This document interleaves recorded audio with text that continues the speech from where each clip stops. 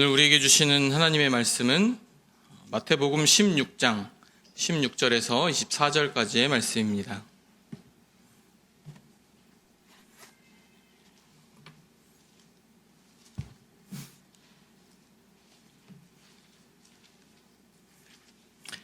신약성경 마태복음 16장 16절에서 24절까지의 말씀, 우리 한 절씩 교독하겠습니다. 시몬 베드로가 대답하여 이르되 주는 그리스도시요 살아계신 하나님의 아들이시니이다.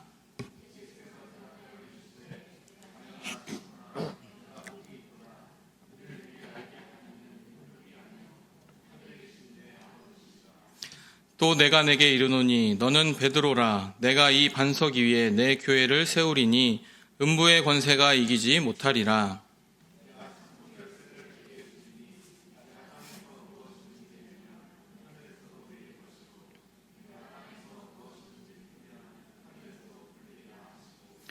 이에 제자들에게 경고하사 자기가 그리스도인 것을 아무에게도 이르지 말라 하시니라.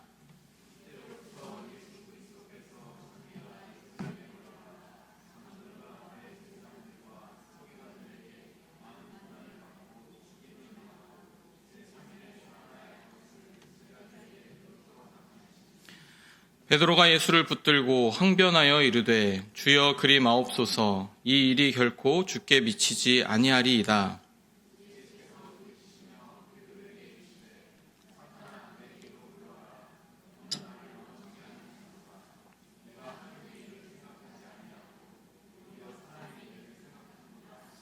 함께 읽겠습니다. 이에 예수께서 제자들에게 이르시되 누구든지 나를 따라오려거든 자기를 부인하고 자기 십자가를 지고 나를 따를 것이니라. 아멘. 오늘도 예배 가운데 우리의 기도 가운데 풍성하게 임하실 하나님의 은혜를 사모하며 성령님께서 역사하실 줄로 믿습니다. 제가 20대 때 가끔씩 옷을 사러 가거나 이렇게 구경을 하러 가는 일들이 있었습니다. 마침 그 당시에 이제 우리나라에 없었던 개념인 프리미엄 아울렛 이런 것들이 생기면서 이렇게 한 번씩 구경하러 가고 그렇게 했던 기억이 있습니다. 근데 그 중에서 특히 제가 이렇게 스포츠 브랜드의 매장이나 아웃도어 브랜드의 매장에 가면은 저도 그냥 이렇게 구경하고 그러고 있는데 저에게 같은 손님인 사람이 사이즈를 물어보거나 이 신발 어디 있냐 이런 걸 물어보는 분들이 꼭 계셨어요. 근데 그게 처음에는 좀 깜짝 놀랄 일이었는데 되게 자주 그런 일이 있는 거예요. 그래서 도대체 이게 왜 그러나, 왜 내가 그렇게 점원 같아 보이나, 옷가게에서 일을 해야 되나 이런 생각을 했던 기억이 있습니다. 사람들은 어떤 사람을 볼 때 그 사람이 어떤 사람인지 추측을 합니다. 제가 그런 오해를 받았던 것은 이렇게 스포츠웨어를 많이 입고 다녔거든요. 산 밑에 산다는 이유로 늘 그렇게 아웃도어 옷을 입고 편안한 신발을 신고 그랬던 것 같은데, 그래서인지 저의 어떤 겉모습을 보고 그렇게 물어봤던 것 같습니다. 하지만 그 상대방에 대해서 제대로 알면 좋은데 때로는 엉뚱한 판단을 해서 사람을 잘못 대할 때도 있는 것이죠. 예수님 당시에도 이 사람들도 예수님이 누구이신지에 대해서 말이 많았습니다. 예수님은 사람들이 자신을 누구라고 하고 있는지 궁금하셨습니다. 그래서 제자들에게 묻습니다. 사람들이 인자를 누구라 하느냐? 이렇게 물어보시죠. 그랬더니 제자들이 예수님에 대한 소문을 들려줍니다. 더러는 세례 요한, 더러는 엘리야, 어떤 이는 예레미야나 선지자 중에 하나라 하나이다. 이렇게 이야기를 해요. 많은 사람들이 예수님을 하나님께서 보내신 선지자로 보았습니다. 다들 각자의 방법대로 예수님을 보고 느끼면서 그렇게 이야기를 했지만 예수님에 대해서 제대로 아는 사람은 없었던 것이죠. 사람들이 예수님을 누구라고 하는지를 들은 예수님께서는 이번에는 제자들에게 너희는 나를 누구라 하느냐 물어보십니다. 제자들은 예수님을 가장 가까이에서 보고 경험한 사람들입니다. 그래서 그 누구보다 예수님을 잘 아는 사람들이었습니다. 예수님의 질문에 베드로가 대답합니다. 주는 그리스도시요 살아계신 하나님의 아들이십니다. 이렇게 엄청난 믿음의 고백을 하죠. 베드로의 대답은 우리가 이미 알고 있기에 익숙하기도 하지만 사실 그의 대답은 보통 사람이 할 수 없는 그러한 고백입니다. 어떤 사람들은 예수님을 향해서 귀신이 들렸다 말하는 사람도 있었고 예수님의 가족들도 예수님에 대해서 정확하게 알지 못했습니다. 그런데 베드로는 이 33살, 33살의 젊은 청년인 예수님을 향하여 당신은 구세주이시고 하나님의 아들이십니다 라고 고백을 한 거죠. 베드로의 답을 들은 예수님께서 말씀하십니다. 바요나 시모나 내가 복이 있도다 이렇게 말씀을 하세요. 우리에게 있는 복 중에 예수님이 누구이신지를 제대로 아는 것이 정말 큰 복입니다. 예수님이 누구신지를 알았기 때문에 우리는 죄에서 구원받아서 영원한 생명을 얻게 된 줄로 믿습니다. 여기 계신 분들은 예수님이 누구이신지 알고 계시지만 세상 사람들은 이를 알지 못합니다. 전에 있던 교회에 종종 이렇게 도움을 받으려고 오시는 분이 계셨습니다. 제가 그분에게 이렇게 자주 보다 보니까 예수님을 믿으시냐 여쭤봤더니 믿는다 그러시더라고요. 그래서 예수님을 제대로 알고 계신지 궁금하더라고요. 그래서 예수님이 어떠한 분이신데요? 라고 물어봤더니 그냥 이렇게 신들 중에서 제일 센 신이다, 최고의 신이다 이렇게 이야기를 하시더라고요. 그분은 예수님이 누구신지를 정확하게 알지 못하고 계신 겁니다. 물론 맞죠. 최고의 신인 거 맞습니다. 가장 세신 분도 맞죠. 그러나 그냥 신들 중에서 이렇게 표현하는 것에서부터 저분은 잘 알고 계시지 못하구나 이런 생각을 했습니다. 예수님이 그리스도요 하나님의 아들임을 아는 것은 우리를 영생으로 이끄는 인생에 있어서 최고의 복이다 라고도 할 수 있는 것입니다. 예수님은 베드로의 말씀을 들으신 후에 그의 대답에 아주 흡족하셨습니다. 그리고 하시는 말씀이 이를 내게 알게 한 이는 혈육이 아니요 하늘에 계신 내 아버지시니라 말씀하십니다. 성경은 말하고 있습니다. 성령이 아니고는 예수님을 주라고 시인할 수 없다고 말씀합니다. 하나님 아버지는 성령을 통해서 베드로가 예수님이 누구인지를 알게 하신 것이죠. 여러분, 우리는 복받은 사람들입니다. 최고의 선물을 이미 받은 사람들이에요. 우리가 예수 그리스도를 알게 된 것은 하나님 아버지의 무한하신 은혜이고 그것이 우리에게 큰 복이 됩니다. 그분을 몰랐으면 죄로 인해서 영원한 죽음에 이르게 되었을 텐데 예수님이 그리스도시요 하나님의 아들임을 알고 믿음으로 영원한 생명에 이르게 되었으니 이보다 더 큰 복이 어디에 있겠습니까? 그래서 우리는 하나님께서 주신 복을 잘 간직하고 누려야 합니다. 왜냐하면 그 복을 낚아채는 사탄의 존재가 있기 때문이죠. 사탄은 하나님의 은혜를 시험으로 바꾸는 그러한 재주가 있습니다. 그렇다면 하나님께서 주신 이 복을 어떻게 간직할 수가 있겠습니까? 먼저 우리는 하나님의 일을 생각해야 합니다.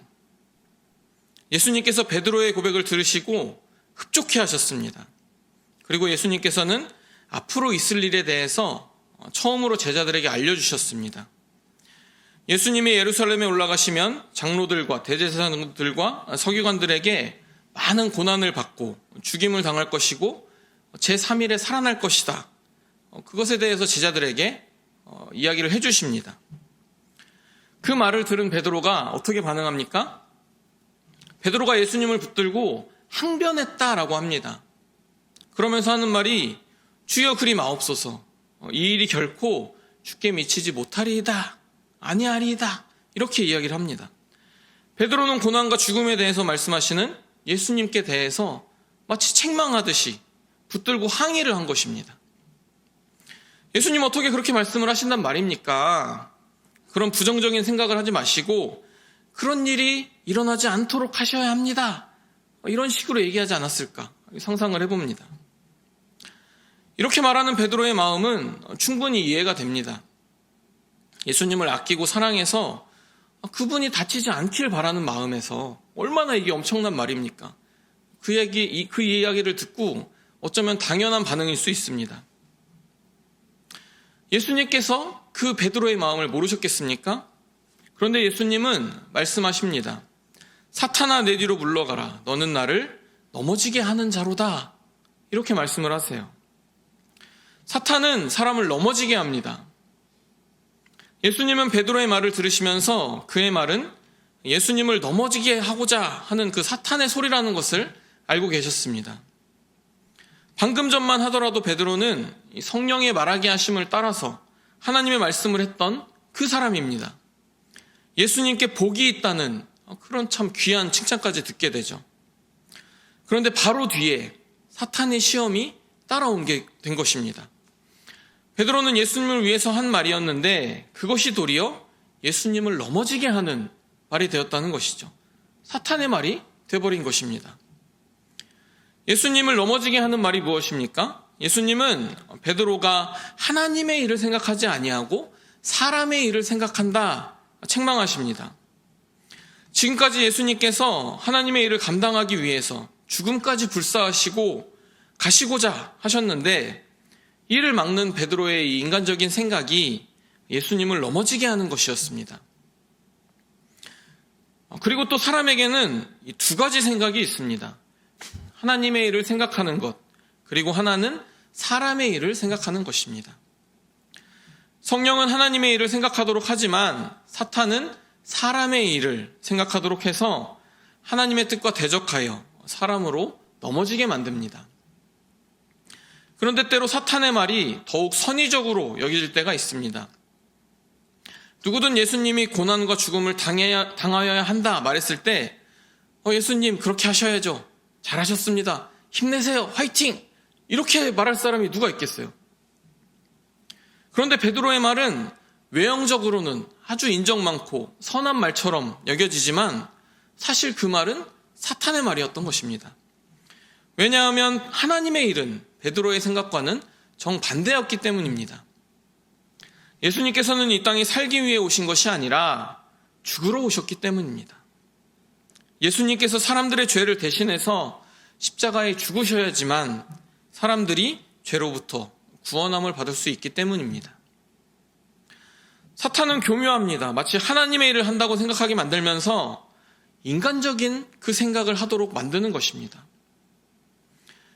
우리가 교회 일을 할 때도 늘 조심해야 합니다. 하나님을 위해서 한다 하면서 결국 사람의 일을 생각하면서 할 때가 있기 때문입니다. 내 생각이 하나님의 생각이다. 그렇게 착각을 하게 되는 것이죠. 이렇게 되면 사탄의 시험 앞에서 많은 어려움 속에 노출될 수밖에 없는 것이죠. 예수님께서는 베드로에게 말씀하십니다. 너는 베드로라. 내가 이 반석 위에 내 교회를 세우리니 음부의 권세가 이기지 못하리라 말씀하셨습니다. 교회는 음부의 권세, 사탄의 권세를 이기는 권능이 있습니다. 그런데 베드로는 예수님이 그 말을 하신 지 얼마 안 되어 사탄에게 미혹당했던 것입니다. 바로 사람의 일을 생각했기 때문입니다. 교회는 사람의 일이 아니라 하나님의 일을 생각하며 그 일을 감당하는 공동체입니다. 우리가 하나님의 교회가 하나님의 일을 이루기 위해 협력할 때 음부의 권세를 이기게 되는 것입니다. 예수님은 제자들에게 말씀하십니다. 누구든지 나를 따라오려거든 자기를 부인하고 자기 십자가를 지고 나를 따를 것이니라. 아멘. 나를 부인하지 않으면 하나님의 일을 제대로 할 수가 없습니다. 하나님의 생각을 알 수가 없습니다. 내 생각, 내 경험을 부인할 때 비로소 하나님의 일을 생각할 수 있고 하나님의 일을 행할 수가 있는 것입니다. 또한 우리는 성령님이 역사할 때 사탄이 그냥 있을 것이라고 생각해서는 안 됩니다. 성령이 역사하시는 가운데서도 마귀가 틈을 타는 것입니다. 사탄이 예수님을 넘어뜨리고자 했던 시도는 늘 있었습니다. 처음 예수님께서 공생애를 시작하실 때 세례를 받으신 예수님은 성령에 이끌려서 광야에 가셨습니다. 그곳에서 40일간 금식하시면서 공생애를 준비하고 계셨습니다. 40일간 성령에 이끌려서 기도를 하셨으니 얼마나 은혜가 충만하셨겠습니까? 그런데 예수님께서 광야 40일간의 금식을 마치시고 성령 충만하셨을 바로 그때에 사탄의 시험이 시작됩니다. 배고프신 예수님을 향하여 사탄은 내가 하나님의 아들이거든 돌로 떡을 만들라 시험을 합니다.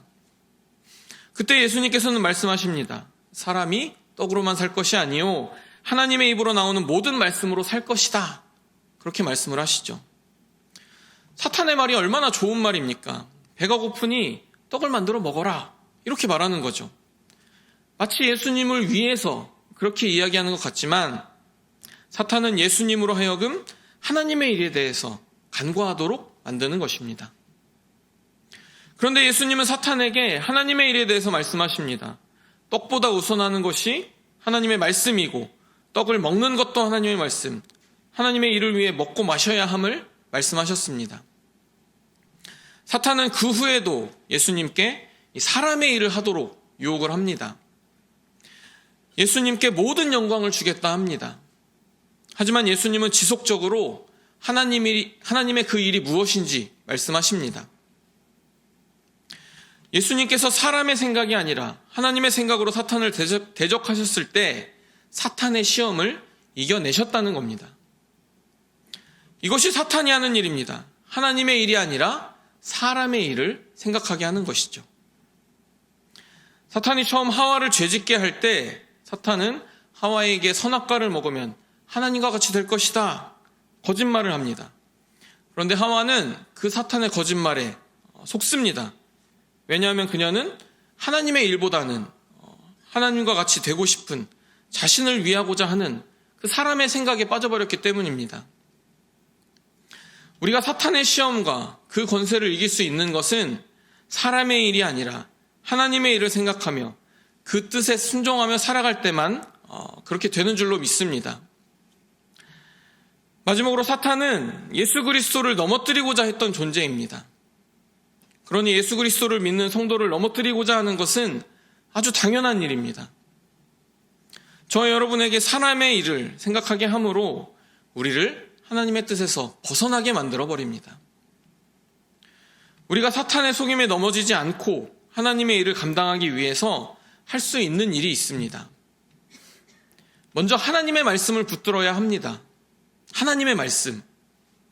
예수님께서 사탄이 시험할 때 하나님의 말씀으로 사탄의 거짓을 분별하셨습니다.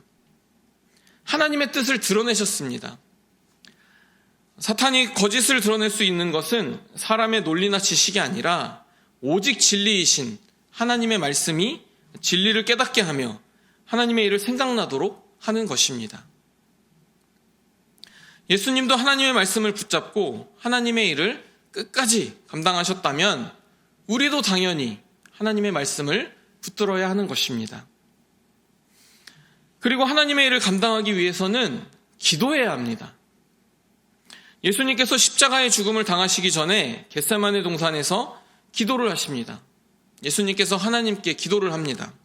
기도를 하시면서 아버지께서는 무슨 일이나 다 하실 수 있지 않습니까? 이 고난의 잔을 내게서 거두어 주십시오. 그러나 제 뜻대로 마시고 아버지의 뜻대로 하십시오. 이렇게 기도를 하시죠. 예수님의 기도를 보면 사람의 일과 하나님의 일 사이에서 갈등하고 있는 예수님의 모습을 볼 수가 있습니다. 하나님의 일을 감당해야 하는데 예수님에게 닥칠 고난이 너무도 두려워서 하나님의 일을 거두어 주셨으면 주님 이것을 피해가게 해주세요. 이렇게도 기도를 하시는 것이죠. 하지만 예수님은 이내 하나님의 일을 생각하게 됩니다. 생각하셔서 예수님의 뜻이 아니라 아버지의 뜻이 이루어지기를 기도하고 계시죠. 그리고 예수님은 그 기도 이후에 하나님의 일을 감당하게 되십니다. 하나님의 일을 감당하는 것은 예수님께도 지극히 너무도 어려운 일이었습니다. 하지만 하나님께 기도할 때 하나님의 뜻을 분명히 확인하게 되고 하나님께서는 하나님의 일을 감당할 수 있도록 능력을 더하여 주신 줄로 믿습니다. 말씀을 정리하고자 합니다. 우리가 예수님이 그리스도시요 살아계신 하나님임을 아는 것은 인생 최고의 복이다. 라고 할 수 있습니다. 예수님을 몰랐다면 우리는 죄로 인해서 영원히 죽음을 맞이하게 될 것이기 때문입니다. 성령님은 우리로 예수님이 누구인지를 알게 하셨습니다. 그리고 하나님의 일을 생각하며 주님을 위해 헌신하며 살아갈 수 있도록 믿음과 능력을 주셨습니다. 그런데 우리가 경계해야 할 것은 성령님이 역사하신다고 해서 사탄이 가만히 있는 것은 아니라는 그 사실입니다. 사탄은 성령 충만한 예수님을 시험했습니다. 그리고 믿음의 고백을 한 그 베드로의 입을 통해서 예수님을 넘어뜨리려는 말을 했던 것입니다. 예수님과 베드로를 넘어뜨리려고 했던 그 사탄은 예수님을 믿는 성도들도 노리고 있습니다. 끊임없이 우리를 유혹합니다. 하나님의 일을 생각하지 않고 사람의 일을 생각하도록 시험에 빠지게 만드는 것이죠. 우리 모든 성도들은 하나님의 일을 위해서 부르심을 받은 자들입니다. 믿는 자들을 넘어뜨리려는 사탄의 거짓과 공격이 너무나도 강한 이때를 우리가 살고 있습니다. 말씀과 기도로 하나님의 일과 사람의 일을 우리가 잘 분별하며 하나님의 뜻을 이루는 굳건한 믿음의 사람으로 살아갈 수 있기를 소망합니다. 살아계신 하나님의 아들, 빛으로 오신 예수님을 언제나 바라보며 모든 시험에서 승리하는 우리 모두가 되시길 간절히 축원합니다. 우리는 때를 알지 못하오나 주님의 은혜의 때에 주님의 방법으로 역사하여 주시옵소서. 우리의 생각보다 크시고 우리의 계획보다 선하신 주님, 우리가 눈에 보이는 상황만 의지하지 않게 하시고 보이지 않는 주님의 손길을 신뢰하게 하여 주시옵소서. 주님, 우리의 걸음을 인도하시고 매 순간 성령께서 지혜와 분별을 더하여 주셔서 말씀 위에 굳게 서는 삶이 되게 하여 주시옵소서. 우리가 만나는 모든 자리에서 그리스도의 향기가 드러나게 하시고 우리의 마음과 말과 행동이 언제나 주님께 영광이 되게 하여 주시옵소서. 오늘도 살아계셔서 역사하시는 예수 그리스도의 이름으로 기도드립니다. 아멘.